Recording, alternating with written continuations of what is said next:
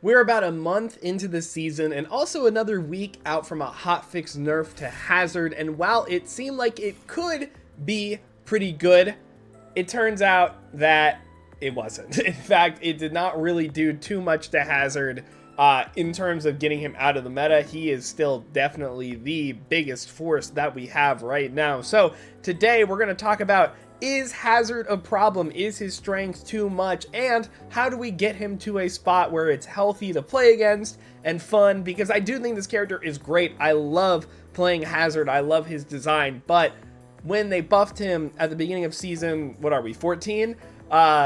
It was definitely a little too much. And we're going to talk about a couple of things about, like, how do we get here, right? How do we get into a Hazard only meta? Because if you have watched any esports recently, Calling All Heroes, I think there's been some, not really OWCS, the Soup Cup was kind of the first thing from Korea. You know that the dominant strategy right now is primarily Hazard, Genji, Sojourn, Kiri, Lucio. Now, Genji and Sojourn, I think, are really just like, Genji just works really well with the Kiri, Lucio backline.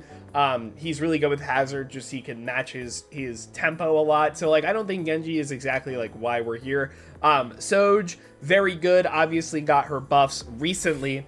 Now she's doing, where is she? She's doing 180 to the head. They've tried to hotfix her a little bit so far, like twice, not really enough. In my opinion. But again, I don't think it's Soj is the reason why we're here.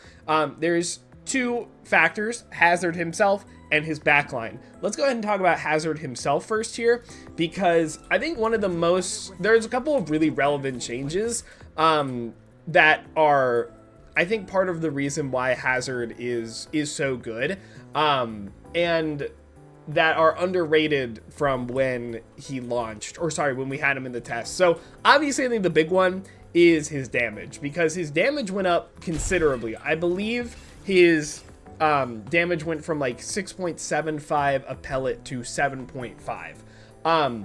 That really brings that's like a really important breakpoint, I'm pretty sure, for Hazard, because it brings him up to a damage threshold where he can really start pressuring tanks more, because in the test we could all kind of tell that he couldn't pressure tanks very consistently, so it was really hard to get them off of your backline or to even be a threat around them. They kind of just ignored you. He wasn't really good in the tank trade, basically, unless he was able to disrupt their engage or disengage or something like that. The damage now allows him to disrupt engages, disengages, and brawl them and duel them all at the same time. And that is really relevant. But of course, that is not it, because as you can see, look how much damage that does. That's about 150 damage if you hit all the headshots. Well, you can do this and do a lot of damage. It doesn't quite one-shot. Let me show you here. It doesn't quite one-shot a 250 health hero if I can hit this. Okay, well, don't look at that. But it doesn't quite one-shot, but that doesn't really matter, right? Because it is just so much consistent, incredible burst damage that he can easily follow up on with another shot or block, or a teammate can follow up on, which is really important for your super initiator like this guy to get in there and do upwards of like 200 plus damage before your Lucio and Kiri and Sojourn and Genji even have a chance to touch them. Do you see a little bit of an issue here, right? Winston doesn't do nearly that much damage, right? What does Winston engage look like? Well, I'll show you, right? Winston gets in a little bit. That's how much damage Winston does. But his damage follow-up is also not burst damage, right? That is all front-loaded. The rest of his damage follow-up is going to look like that. It's going to be a lot more consistent, following up using his team to follow up from there, right? Or really relying on another jump. Maybe he can catch people out, and of course, Primal.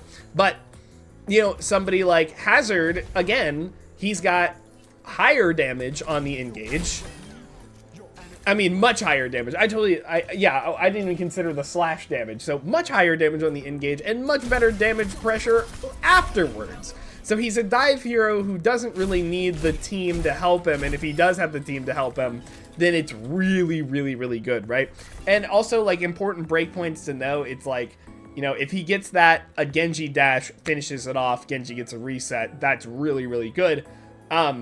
If he just slashes somebody, Sojourn headshot plus slash, that's a kill.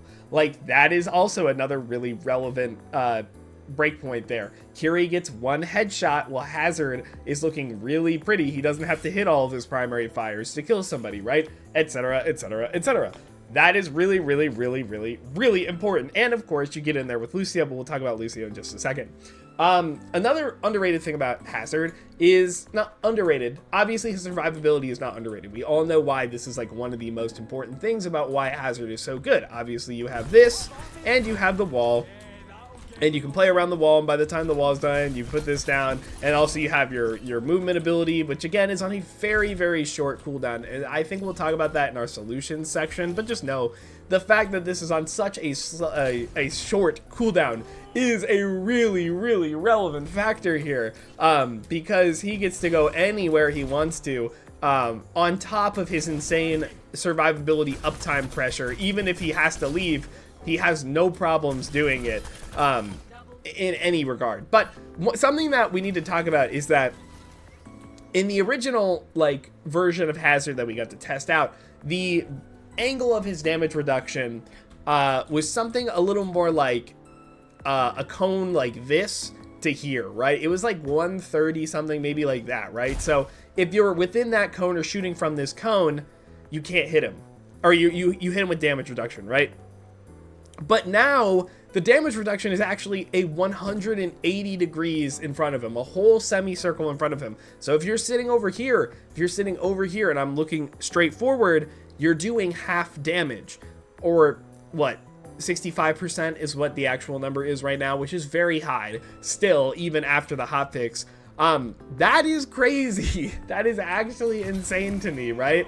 I think that's super underrated. It really minimizes the damage that he takes, and it also allows Hazard a really underrated pressure in these scenarios, because he can actually get in there and get super aggressive and not necessarily have to worry about getting himself surrounded nearly as much, because the angle of his damage reduction is so drastic. Right? Like, I can be over here shooting this guy. I've got a guy on my flank, and I'm blocking all the damage that they're trying to do to me, right? Then I just go away, right? I think that is, like, a super underrated element to his survivability that has not really been talked about as much as I think it should have, right? I think we already had concerns about his damage reduction with his block in the test, and they did not lower it until that hotfix patch. In fact, they buffed his block in a way that I don't think they could have really anticipated. Wall is a really reliable setup tool, because not only can he, you know, he puts it in there, it gets people, it gets the damage, and then he can play around it when he gets in here, right? So he can throw a wall in. Here, we'll show you, right? So I'll do it one more time. So he'll throw the wall in like this, jump in, do that, whatever. Then he plays around the wall, blah, blah, blah, blah, blah. Wall breaks, he blocks. He only has about 3 seconds until his wall comes back. And in that time, he can leap away, block again, because he'll get his cooldown back, and then boom, he throws the wall up, and he does it all over again. In fact, very often he'll throw the wall to keep going, right? Like, that's kind of like how his pressure cycle can work, if he's not just hard running it down with his team. If he's having a little more trouble getting in, well, he's got all the sustain in the world to get in. Wall is really good, and they gave it more health, which I don't necessarily think was a great idea. And also, of course, they gave it more damage, and they increased his lethality on top of that, which, you know, are you seeing the pieces fall into place here? His combos have gotten so much more consistent, so much better than they were initially, to a point where I don't quite think they understood the ramifications of that. The last thing I want to talk about here, in terms of like underrated elements about why Hazard is so good, is that I didn't think Hazard's ult was that great in the playtest. It seemed hard to get a lot of value out of, it seemed like, you know, people can just kind of shoot back and heal themselves while they're in it, or turn around and, you know, hide their head for a second. They're not in it very long. But the fact that they reduce the, like, movement penalty while you're using it allows Hazard to be a lot more aggressive and a lot scarier with this, right? Because before it would kind of just stop your movement where you were, and it didn't feel really good with it. But now I can just kind of like do that and really reposition this ult and catch people out, right? It was really easy to react to. It is not so much anymore because of the drastic movement change that Hazard can provide, right? I think that is, again, like another like pretty underrated element of like why the ult needed to get like a change, right? It needed to get its a hotfix of the, what's it called, charge nerfed, because it was actually just so you charged it a lot and it was so powerful for the charge. And I think it probably needs to go down maybe just a little more. But like, yeah, you see like the range of motion I potentially have with this ult. It's going to be really hard to like really react to where I'm going, who I'm trying to catch. And that can be really, really good, especially if you're trying to leave from an area and he can just keep you stuck in there. He can chase you down with it.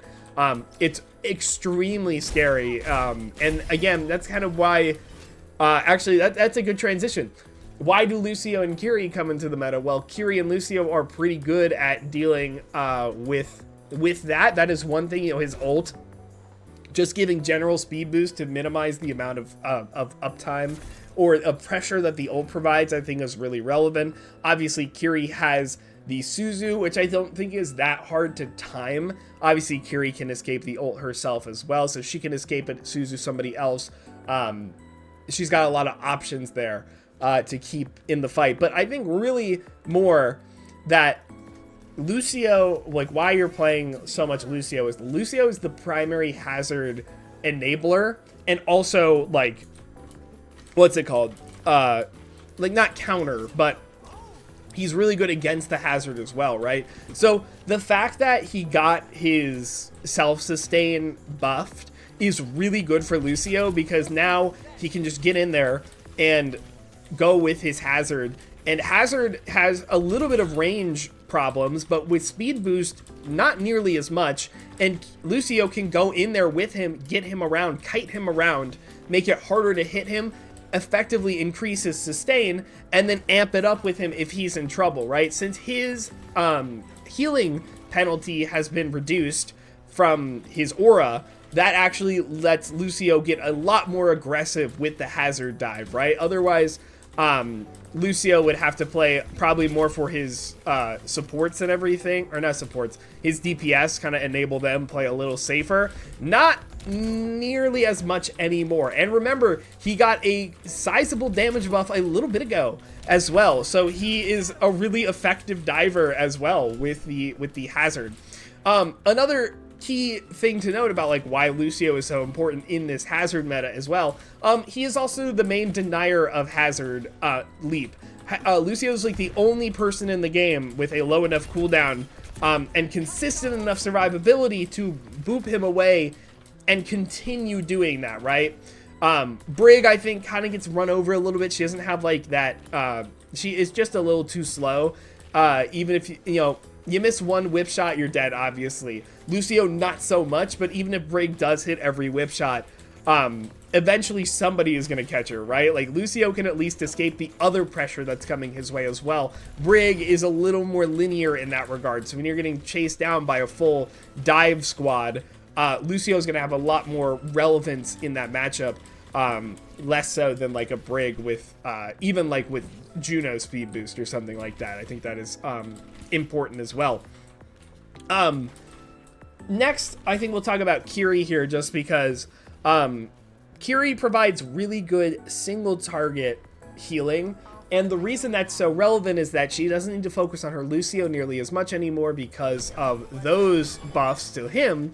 But since Hazard is so much of a sustain demon, that she doesn't always need to look at her Hazard as well. Hazard is so good at, keeping himself alive, reducing the damage that he's going to be taking, that Kiri can focus on making sure that some of her DPS are alive and only focus on the Hazard when he really needs it. Because when he's blocking, that's kind of like the best time that she can be healing him, right? Because you get a lot more bang for your buck. He just sits there, takes a bunch of reduced damage, you just heal it all up, and then go let him do his thing. Next time he's trying to sustain, go give him a flurry or two, and then go look at your other tanks or your DPS, and maybe even your other support if he needs it. That is really relevant as well. Also, again, just the damage. I mean, like, 60 damage kunai to the body really does matter to hazard sustain as well. If Kiri goes in there with the Lucio dive and the hazard, even if it's just hazard and Kiri, I mean, just getting one body shot puts every character into a kill range with hazard, right? If they wanted to, maybe, like, you know, I'm not gonna make a lot of changes to the other characters, like when I pitch changes here, but if they wanted to, they could make Kiri's damage go back to the 120 with the 3 times multiplier, so 40 and 120 with 3 times multiplier. Maybe that would help a little bit. Probably not. It's really a skill thing at the end of the day, but I think what's really key with both of these heroes, and I kind of hinted at it already, is that they supplement Hazard's damage while he's blocking. While he is blocking, Hazard, while of course he's getting damage in while he's blocking too, I totally forgot about that part, but while he's blocking, Lucio and Kiri are making up for the damage he's missing, right? So you can play it a little more like sustain all the time, get all your resources back while you're least vulnerable, or you could play it in the sense that Hazard goes and does the damage while Kiri Lucio are making sure he's okay. Then when he's blocking, when he's good to go, that's when Kiri Lucio do the damage, you know, while they're looking at him trying to force him out. You know, because he's in the fray, and I think this is really important because he's in the fray doing so much damage, right? So even if I'm here, you can't really ignore the hazard because he's doing so much damage to you, a lot of cleave potentially to your team, that Kiri and Lucio actually have better opportunities to get damage in there because, you know, they have to deal with hazard. They at least have to look at him. They have to make sure they're aware of where he is, what he's trying to do, because, you know, once he starts blocking, it's only a matter of time before he comes in and gets more damage, right? It's this uptime, it's this kill threat, the uptime of the kill threat, the uptime of his damage that makes it so hard to really play around this character because he doesn't have moments of weakness. You see what I mean? It's so much where he is so effective and such a threat that you have to constantly be thinking about it, that it's really hard to stop looking at him, right? A lot of times you're like, well, don't shoot the tank, shoot everybody else, but you can't with this guy. This is not somebody you ignore. You know, this is not a tank that you can kind of ignore to get the rest of the people and then look at them when they're really a problem. He's always a problem. That is really why, like, the uptime of all of this is really the crux of the issue, if I had to guess. A couple other things before we get into the suggestions about what we can do with this character. Let's talk about the DPS passive tank nerfs a while ago, right? Tanks only receive 10% of the DPS passive. I think that is stupid. That's the whole reason the DPS passive exists, is tank sustain. That's why Season 8 was kind of miserable, because it was like Ramatra, Orisa, Roadhog, all of that. That's why the DPS passive is here. And we just kind of decided to make that not as good on tanks, and we're reaping the rewards of why that is happening. A character with this much consistent sustain is going to come back into the meta. It was just inevitable. I mean, we were already seeing Orisa and Mauga, probably likely because of some of these greater system changes as well, on top of armor and tank and all of that has come with the past year of balancing. But I also think it's important to note that both Mauga and Queen got nerfs that were pretty relevant, again, to their survivability recently. Not necessarily in the last patch per se, but they have gotten nerfs that have hit their survivability, and this guy has not gotten enough relevant ones on top of his changes. So that is kind of why I think he is really here over the other tanks, right? Because at first I thought that Hazard wasn't as, like, oppressive as I once thought, and then I started playing him in ranked, with my teammates. You know, we were playing those, I say teammates, my friends. We were playing those comps, and I was kind of really starting to understand that this guy just doesn't die and he doesn't go away, and there's no way to get him away. So I guess it's really like, where do they want to bring Hazard, right? Like, he can't have all of this. So what do they really want? Do they want to focus on the uptime of the kill threat? Do they want him to be a super threat? Do you basically, you know, it's the three pillars of like what makes Hazard so good. It's his damage output, it's his sustain, and it is his uptime, and it's effective uptime. You know, like how much of a kill threat he has, how much of a damage threat he has. That's really what I'm getting at there. So those are the three pillars, right? Which ones do you want to have? Well, I think the easiest one that we can, you know, if they want to take one of those away or reduce it in some way, you got to look at the sustain. I think the sustain is the reason why Hazard is kind of annoying, right? If, you know, they just hit it a little bit, but I think we can be a lot more aggressive. I already talked about it a little earlier, but maybe you reduce his cone where he can get damage reduction, right? It also makes it a little more skillful about where you're blocking, where you're positioning when you go in. I think that makes a lot of difference here. The difference between these guys hitting me for full damage and these guys hitting me for, you know, half damage, even less. Obviously, Spike Guard can have more damage or less damage resistance. That is also something like I'm not going to say no to, and I think it probably should be that way, you know, even less. I think we can probably go down to 50. We can do 50, and if they don't want it to be 50, they want it to be a powerful, then the uptime of the Spike Guard needs to go down. I think in the 6v6 test, it's like 2 seconds. Now on live right now, it's 3 seconds. Why not do 2? I think 2 is fine. If they want to keep it as a higher value threshold, that is perfectly fine as well. I think we can do 2. But the other thing that we can talk about with his sustain is his wall. Now, his wall cooldown could be changed, right? They could just increase the cooldown, although I think that's a fun ability, and I'm kind of against that. But kind of see something here, right? So, do you see the wall, right? Look at the bottom right. It's active, whatever. By the time it breaks, it has 7 seconds left before it comes up. I think there's something you could do here to get wall used less often, but also have a little bit more interactivity with it, because now I'm going to throw my wall up here and I'm going to instantly break it. It shows you that the whole like cooldown is 12 seconds, but what if the cooldown didn't start when you threw the wall or when the wall engaged? What if the cooldown started when the wall broke? So then you could use wall for, you know, if you use wall for sustain like this, you wait out the whole, like, what, 5 seconds that it's up. Well, then you have to wait. Now, I'm not going to say, like, 12 seconds. I think that's a little ridiculous, you know. Let's say 10 seconds, right? Let's just put it on a 10-second cooldown. So if you wait the whole duration, you've nerfed the cooldown, right? So you get the sustain, but you don't have your wall up as often. And mix it with any potential, you know, block nerfs, then, you know, you're kind of cooking, right? You have much less uptime with the sustain.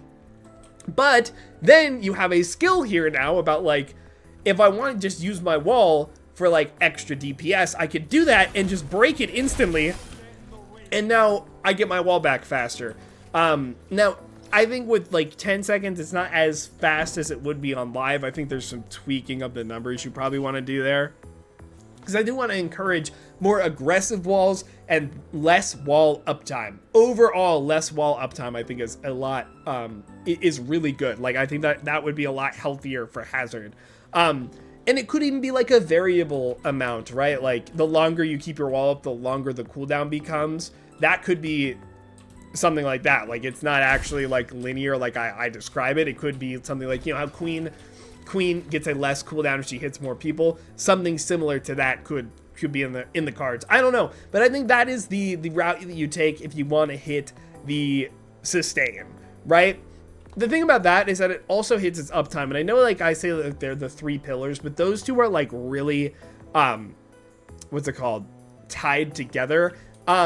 the way that I would say, like, reduce his uptime is reduce, like, the kill threat or the damage threat. So that would be less damage from the spike guard, and that would be, you know, less dashes overall on his, what's it called, on his dash, right? You want to reduce the uptime of his kill threat, of his pressure. Another thing, again, I do want to show you here, similar to that wall change, which is kind of like, I got this idea for this ability, but when you use the slash, it goes on cooldown, or sorry, the cooldown starts changing when you start the slash button. But as you know, you can kind of extend slash, right? So you saw there, by the time my slash was done, it really only had about a little over 3 seconds left on its cooldown.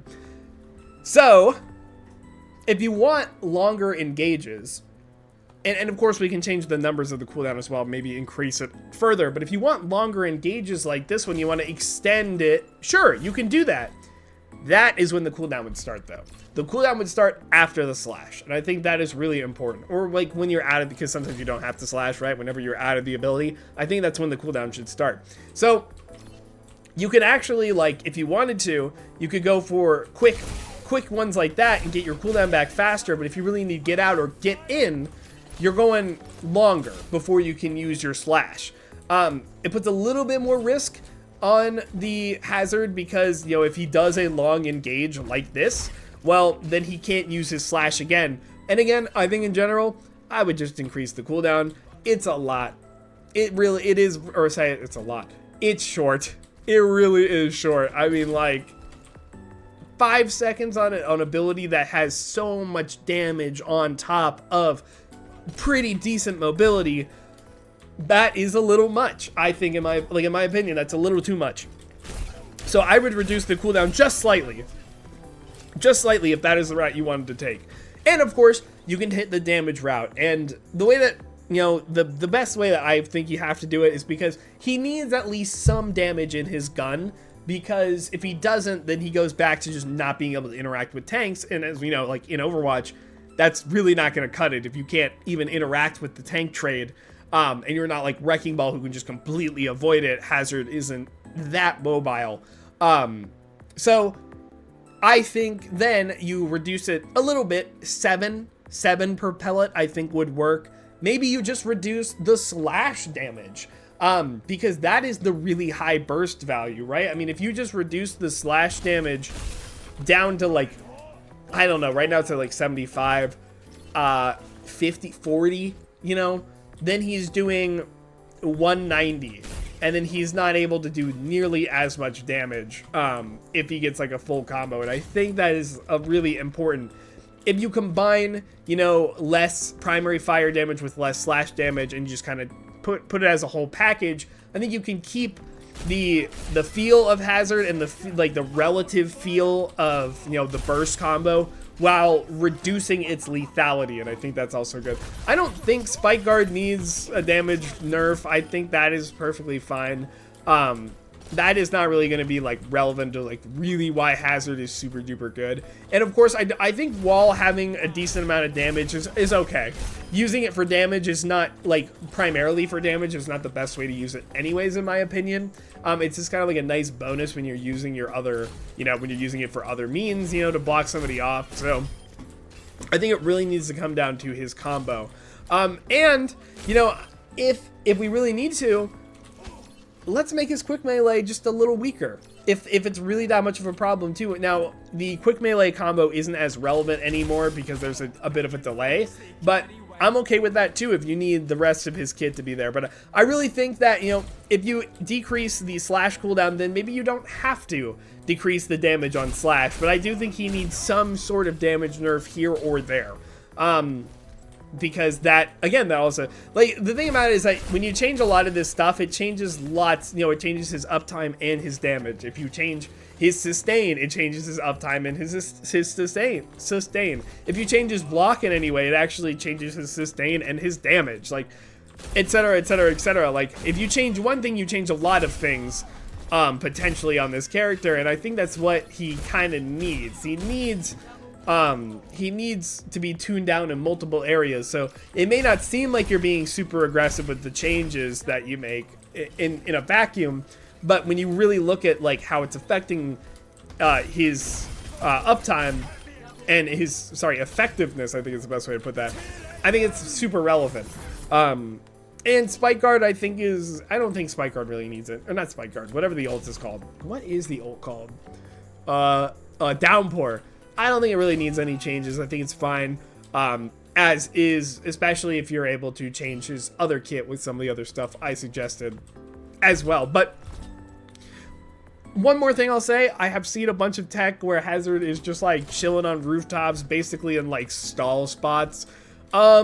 I don't know how they patch that out, but they probably should, because there's stall spots. Like there's a difference between setting up somewhere and like basically infinitely stalling in an area where you're really not supposed to be.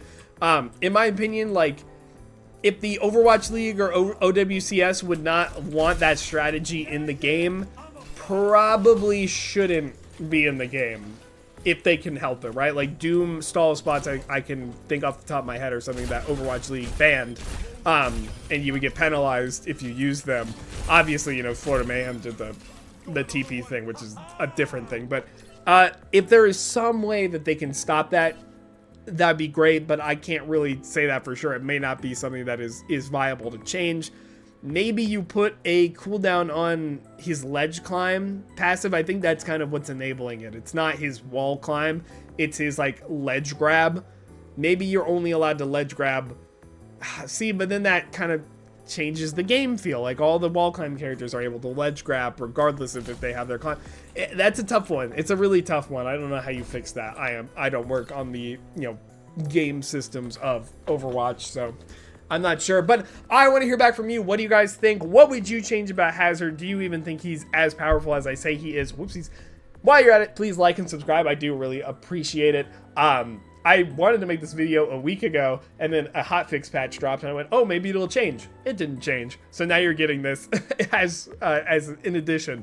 Come by, it's twitch.tv/LaneHemingway. That's Tuesdays, Thursdays, and Saturdays when I stream, typically at like 5:30 EST. Which I know for some of my overseas viewers is a little late. On Saturdays, I like to get started a little earlier at like 2 o'clock EST, so hopefully you can stop by then and join my Discord down below if you want to keep up to date with all things Lane going forward. Okay, thank you guys so much for watching, and please have a good day.